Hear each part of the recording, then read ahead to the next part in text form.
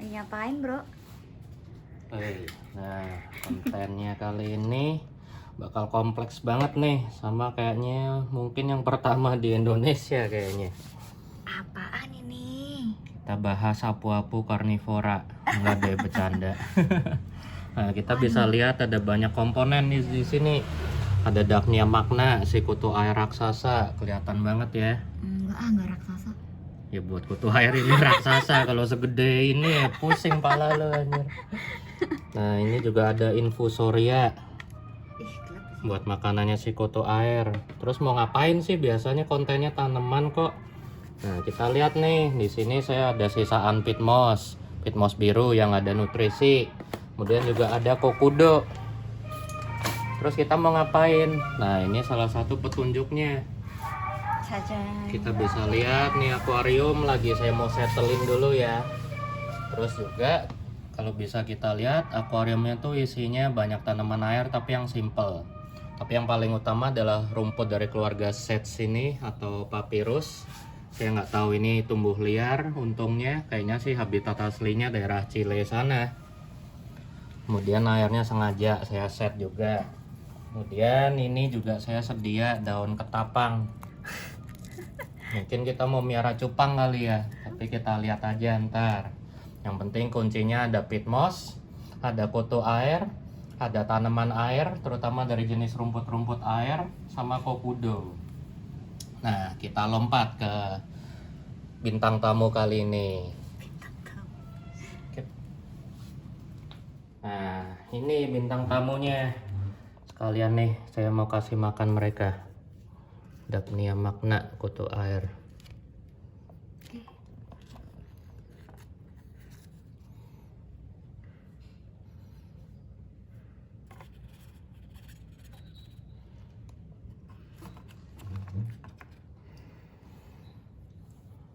Oke, gara-gara tanaman ini saya jadi nambah ilmu. Beberapa ilmu dasar aquascape lah, walaupun belum sempurna ya. Nah, bintang tamunya adalah ini, Bladderwort alias Aldrovanda vesiculosa. Kita lihat nih Aldrovandanya. Nah, di sini ada 2+2 ya. Biasa deh ininya. Varian hijau dan varian merah. Nah, kita bakal ngobrol panjang banget nih soal Aldrovanda. Jadi kita bahas sejarahnya dulu sebelum kita masuk ke kultivasinya ya. Karena ini Aldrovanda termasuk yang jarang. Nah, ini saya dapat dari si bocil sepek juga dari Taiwan.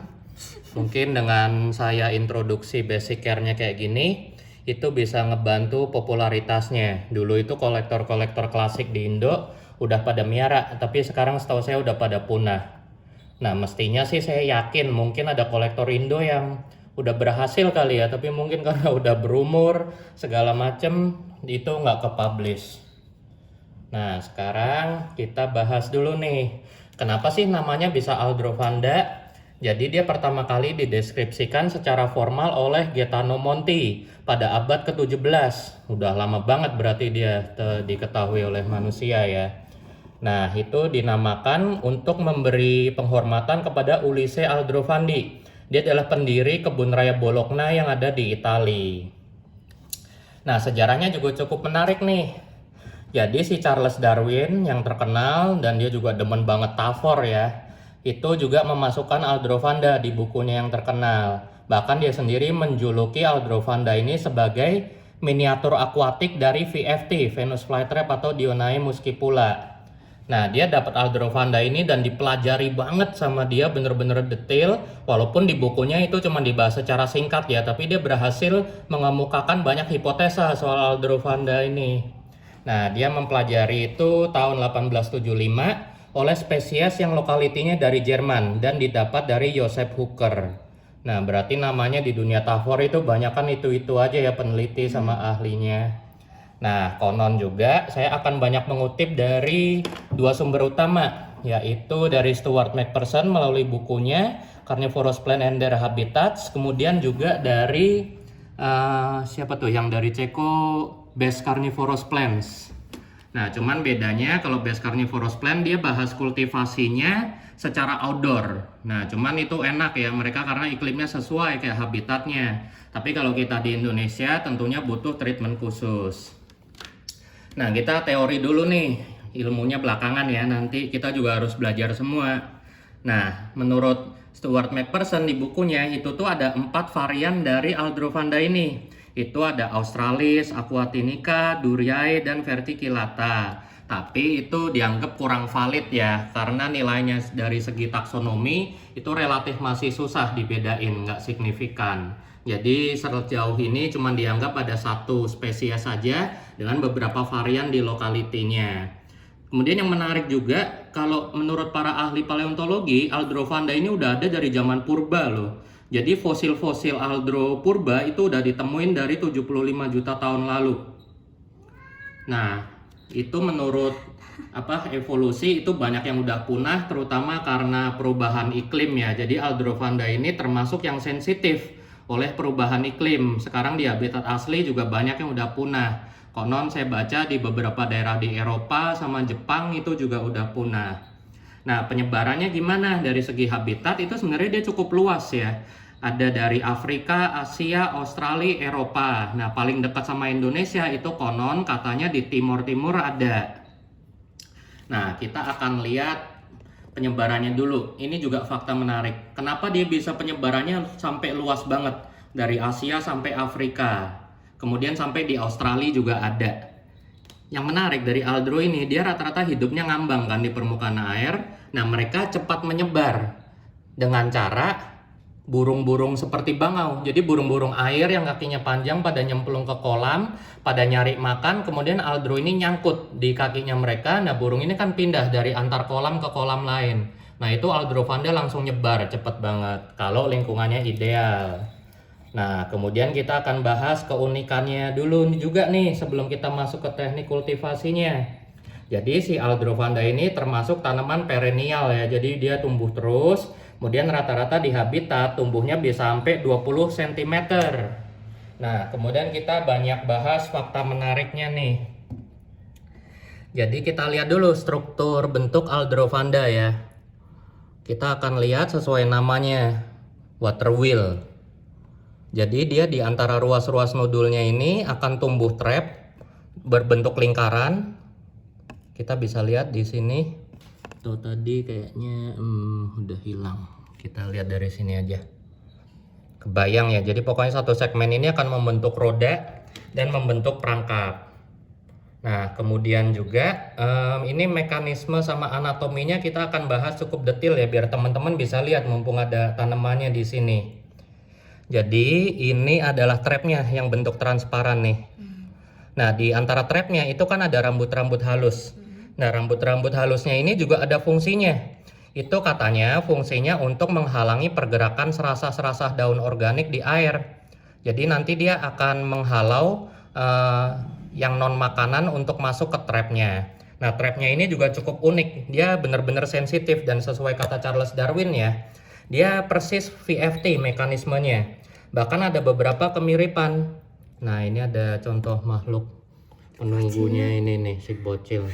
Pengen numpang tampil dia. Nah, kemiripannya dengan VFT selain bentuk sama mekanisme perangkap, ini juga udah diteliti oleh para ahli. Jadi di dalamnya itu ada hair trigger. Nah, ini contoh ahli peneliti Aldro nih, namanya Bocilus Darwin. Bats, jangan dimakan Bats. Tak gunting kumismu ya.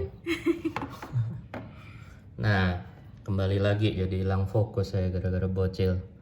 Nah, di dalam trapnya Aldro ini itu juga ada rambut sensor seperti VFT. Cuman bedanya kalau VFT itu diunyek-unyek 2 detik nutup dan dianggap sebagai makanan. Tapi kalau di Aldrovanda itu kalau 2 utas helainya itu ke trigger, itu dia akan bukan 2 utas helainya. Kalau helai triggernya tersebut kena 2 kali atau terangsang 2 kali, itu dia akan nutup. Kemudian juga yang menarik, mekanisme perangkapnya ini itu juga tergantung suhu. Jadi kalau di suhu yang lumayan dingin atau lumayan panas, dia nutupnya pelan, kemampuan merangkapnya berkurang. Dia akan sangat ideal kalau di atas suhu 20 derajat. Kemudian akan sangat sensitif trapnya pada suhu 40 derajat. Kurang kerjaan banget ya penelitinya bisa meneliti sampai kayak gitu, tapi berguna buat kita. Nah, kemudian dia juga cukup sadis kalau dibanding VFT.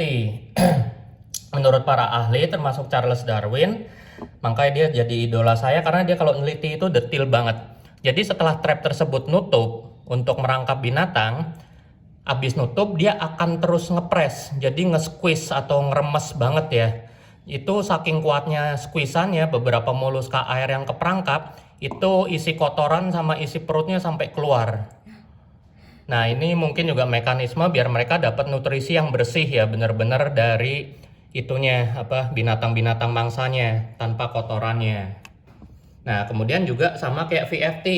Konon menurut pengamatan setelah 2-3 hari merangkap, itu trapnya akan buka lagi. Dan sama, mereka juga punya enzim pencernaan ya di dalam trapnya. Nah, itu tadi gambaran totalnya. Nah, kita sekarang masuk ke bagian yang paling dinanti-nanti. Nah, gimana sih perawatannya dari Aldrovanda ini? Jadi yang utama itu adalah kita harus nyiapin suhu yang ideal.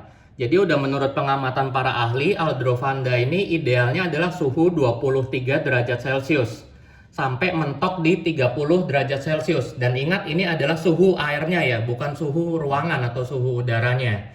Kemudian dia akan mengalami dorman pada suhu di bawah 15 derajat Celcius dan mulai mengalami stres pada suhu di atas 32 derajat Celcius. Dan ingat sekali lagi, ini adalah suhu airnya. Nah, kemudian ini saya saraninya gimana nih cara perawatannya. Makanya tadi kita udah lihat ya di awal video. Yang paling utama dari Aldro, dan ini juga berlaku untuk Utrecht ya. Kalau kita udah bisa miara Aldrovanda, pasti kita juga bisa miara dia berdampingan sama Utrecht. Yang pertama harus kita siapin adalah substrat dasar. Walaupun ada banyak para ahli itu yang menyarankan ada banyak perbedaan sih, ada yang bilang butuh substrat, ada yang enggak. Tapi ini kita bahas secara detail dulu. Nah, sebentar, mumpung pembahasannya tentang perawatan, saya ambil sesuatu.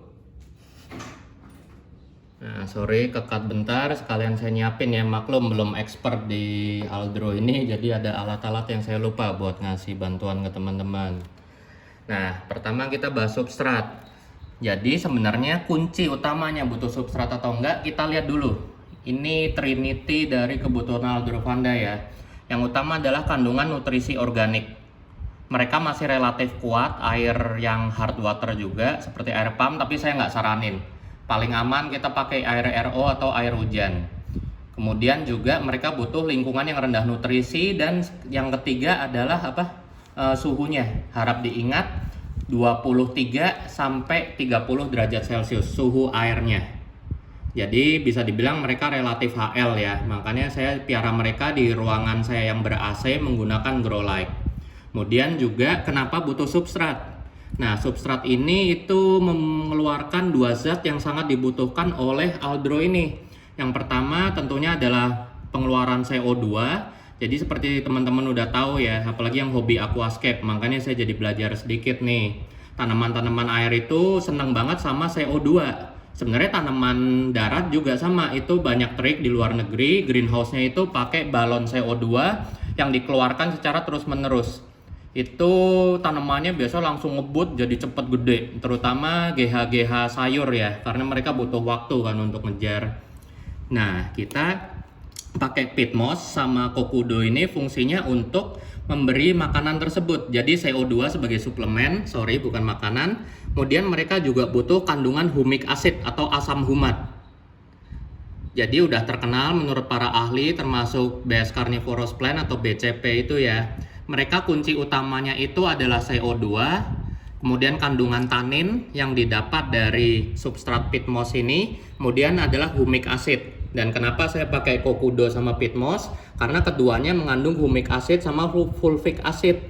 Nah, humic sama fulvic ini teman-teman bisa pelajari sendiri. Kurang lebih perbedaan utamanya adalah di kelarutannya di dalam air atau udara gitu, saya lupa. Jadi yang udah pasti teruji itu aman adalah peat moss sama humic acid. Nah, kemudian juga ada yang menarik nih. Ini teman-teman kalau ngulik aldro bisa tahu itu salah satu kebutuhan utamanya aldro dan biasanya mengganggu itu adalah nutrisi boron. Jadi kalau mereka sampai mengalami defisiensi boron, itu mereka jadi stagnan pertumbuhannya. Kemudian juga dari nodul-nodul barunya itu mereka akan tumbuh, kemudian mereka kehilangan bristle atau bulu halus yang tadinya melindungi trap-trapnya tersebut. Kemudian lama-lama pertumbuhan barunya terus menguning sampai mati. Nah, itu udah diteliti, itu mereka defisiensi boron. Ini cukup aneh ya, kenapa mereka bisa sampai membutuhkan boron. Tapi bukan berarti kita harus gaspol terus-terusan pakai boron. Sesuai dengan TAFOR lain, yang penting organik dan limited release. Less is more untuk pemupukan semua TAFOR. Nah, boron ini bisa kita dapat utamanya adalah kata mereka dari kandungan tanah liat. Nah, mungkin kalau teman-teman nanti miara suatu hari aldronya kayak gitu, saya saranin bisa pakai lempung atau tanah lempung dalam jumlah sedikit, kita coba dulu sedikit-sedikit sampai membaik. Atau teman-teman bisa Google cari substitusi dari boron tersebut yang sifatnya organik ya.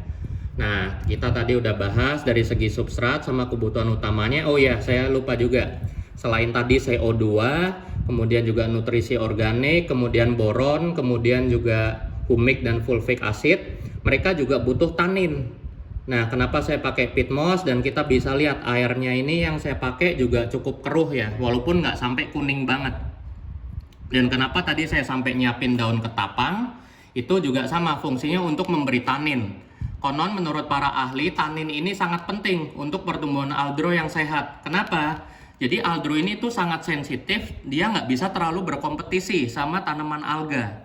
Dan gunanya si tanin ini adalah tentunya untuk menekan pertumbuhan alga ya, karena dia bisa sesuai zatnya. Tanin itu kan menekan pertumbuhan tanaman biasanya kalau dalam jumlah berlebih.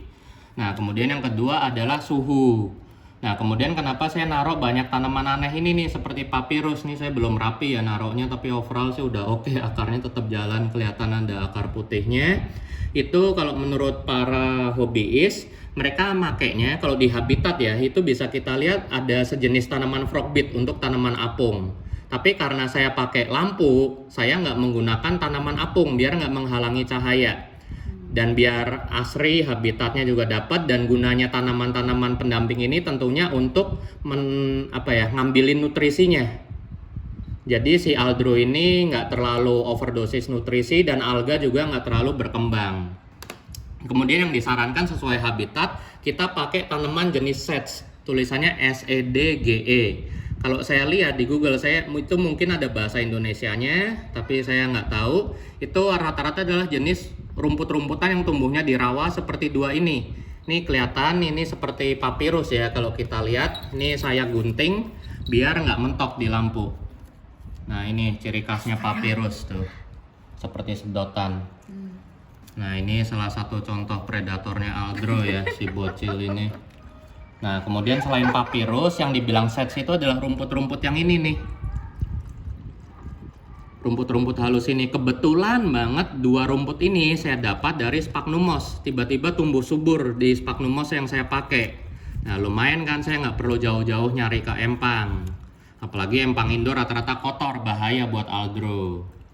Nah, kemudian juga selain itu terkenalnya adalah kenapa banyak aldro yang mati di tangan para kolektor Indonesia. Mereka tuh butuh perhatian khusus. Yang utama tentunya adalah konon katanya mangsanya itu wajib ada. Jadi para kutu air itu harus ada. Sedangkan para hobis belum tentu bisa ya nge-provide kutu air terus-terusan. Nah, ini makanya tadi saya nyiapin kutu air itu untuk kultivasi. Bisa jadi makanan mereka, termasuk infusoria juga. Nah, kemudian selain ketersediaan makanan, kita juga pastikan CO2. Nah, kemudian yang menarik dari si aldro ini, kalau suhunya dia di bawah 20, itu kalau nggak salah di kisaran 17 atau 15 derajat Celcius, dia akan mengalami fase dorman. Jadi pada saat dia dorman, dia akan mengeluarkan turion. Itu seperti biji-biji yang akan tumbuh di ujung nodul tumbuhnya. Kemudian nanti pada saat itu turionnya sudah matang, turionnya itu akan tenggelam ke bawah. Kemudian nanti pada masa winter, dan kenapa dia tenggelam, ini juga mekanisme yang menarik ya, tanaman tuh juga pinter menghadapi alam. itu biasanya nanti empang atau danaunya dia akan membeku. Dan karena membeku ini suhunya sub-zero di bawah 0, itu biasanya damage untuk tanaman. Turion ini akan turun tenggelam ke bawah yang suhunya jauh lebih hangat. Nah, nanti pada saat airnya itu udah mulai panas, mulai hangat lagi, turion tersebut akan tumbuh. Dan karakter tumbuhnya si Aldro ini selalu ngambang di atas, nggak tenggelam di bawah. Kecuali kalau utasannya udah panjang ya, karena masa jenisnya kan pasti dia agak turun. Kemudian dia juga akan mengeluarkan bunga. Bunganya ini biasa akan menyembul di permukaan, jadi bunganya nggak di bawah. Nah, kemudian fakta menarik lagi soal Aldro, kalau Nepenthes itu kan kita repotting, kita pindah-pindah itu stres. Nah, Aldro ini juga stres nih. Kita bisa lihat, tentunya stres utamanya karena dibawa sama si bocil sepek dari Taiwan itu ya. Nah, kita pelan-pelan lihat. Jadi salah satu kondisi stresnya Aldro, kalau di Nepe itu kan nggak bentuk perangkap. Nah, kita bisa lihat nih yang transparan-transparan ini kan perangkapnya. Tapi di titik tumbuh barunya nggak ada perangkapnya, cuman ada rambutnya. Kelihatan di yang lain. Ini juga nih, kelihatan banget tuh. Perangkapnya ada, tapi di utas barunya nggak ada. Apalagi stresnya ini biasanya karena selain kondisi air nggak bagus, tapi yang paling utama adalah karena kita angkat dari air. Jadi kalau dia diangkat dari air, pasti stres kayak gini. Nah, makanya ini wajar. Apalagi kan habis dimobilisasi ya, dari Taiwan sampai ke Indo. Dia pasti akan mengalami stres berat. Nah, kemudian kenapa tadi di awal video saya nyiapin akuarium yang gede. Tapi di sini saya pakainya malah kotak akuarium yang kecil. Nah, ini saya belajar tekniknya, saya lupa dari mana, tapi ini jatuhnya kayak sungkupan kalau untuk nepe. Kalau akuarium gede gitu kan kita makin susah ngatur kondisi idealnya. Kalau isi airnya kecil kayak gini, itu semakin gampang kita ngontrolnya. Dan dari pengalaman para hobiis, biasanya kalau Aldro mereka stres, memang biasanya mereka tempatin di akuarium yang lebih kecil kayak gini, dengan kondisi yang sangat ideal ya. Itu biasanya akan membaik. Nah, kenapa saya setting gini? Karena ini baru saya dapat, jadi biar mereka beradaptasi dulu. Nah, kemudian ini salah satu contohnya yang benar-benar terkenal ya buat Aldro atau aquatic plant lain, CO2. Ini sebenarnya ada tekniknya, tapi saya udah baca. Nanti the whole system akan saya install di akuarium yang gede. Tapi di sini saya kasih sedikit buat ngeboost. Ini jatuhnya mungkin kayak B1-nya Nepe kali ya, kurang lebih suplemen. Tapi sangat bagus untuk pertumbuhan. Ya segitu cukup. Nah, CO2 ini juga selain ngebantu pertumbuhan tanaman, dia juga membantu asidifikasi atau penurunan pH air. Nah, saya juga lupa nih kenapa kita pakai substrat organik sama CO2. Karena pH-nya si Aldro ini juga mereka butuh air yang cenderung asam di bawah 6. Biasanya di habitat itu kisaran 4,5 sampai 5,5 pH-nya. Nah, sekian teman-teman tips and trick dari saya untuk Aldrovandra, dan jangan lupa setelah kita siapin tempatnya, kalau saran dari saya itu Aldronya jangan masuk. Kita setting akuariumnya dulu, kita setting substratnya, kemudian untuk airnya saya saranin juga jangan terlalu keruh. Udah paling the best adalah seperti yang ada di video ini, nggak jernih tapi masih kelihatan. Kemudian juga kita cek suhu airnya itu dari kisaran 23 sampai di bawah 30. Paling ideal stabil juga nggak apa-apa, nggak kayak tanaman HL yang butuh malamnya dingin. Yang pasti adalah stabil 23 sampai 30. Cuman 30 itu agak rawan ya. Pokoknya dia udah mulai stres di 32. Kemudian pastikan juga kalau mereka itu stres kalau diangkat-angkat dari air. Kemudian juga tanaman pendamping kayak gini itu lumayan penting ya fungsinya, tentunya untuk menghalau alga sama ngilangin nutrisi biar si Aldro ini bisa tumbuh lebih baik.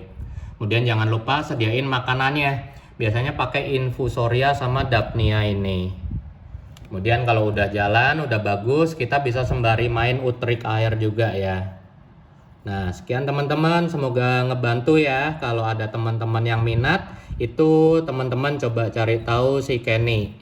Dia masih ada banyak ini Aldronya. Kemudian Aldro ini juga, oh ya saya sekalian nambahin, rata-rata itu yang mengalami masa dorman adalah yang berasal dari area subtropis atau areanya dingin. Dan itu biasanya warnanya hijau. Nah, yang warnanya merah itu biasanya dari Australia. Nah, konon katanya karena areanya masih lumayan tropis, itu nggak punya masa dorman. Tapi karena saya piaranya di AC ya nggak masalah, karena kalau di indoor kan suhunya stabil. Ini sih katanya si Kenny yang kurus ini warnanya merah. Cuman kenapa warnanya hijau ya walah-walam, mungkin saya dibohongin dia kali, tapi nggak mungkin lah, bercanda bro. Ya paling ada kondisi tertentu kali ya, mungkin tanin, CO2, atau dia lapar banget sampai warnanya merah, atau mungkin juga bisa suhu sama pencahayaan. Nanti saya akan coba tembak dia dengan lampu RGB yang sangat kuat sama suhunya kita setting di AC. Oke, sekian teman-teman, semoga ngebantu ya untuk tips dan trik kali ini. Untuk Aldro-nya coba teman-teman cari di Tokopedia, Exemplance kalau nggak salah. Teman-teman bisa nyoba, harganya sih lumayan pedes ya. Tapi ya untung saya teman baik sama dia, masih dibantu-bantu lah. Hehe, ada sampel gratis nih. Oke, sekian teman-teman. Thank you.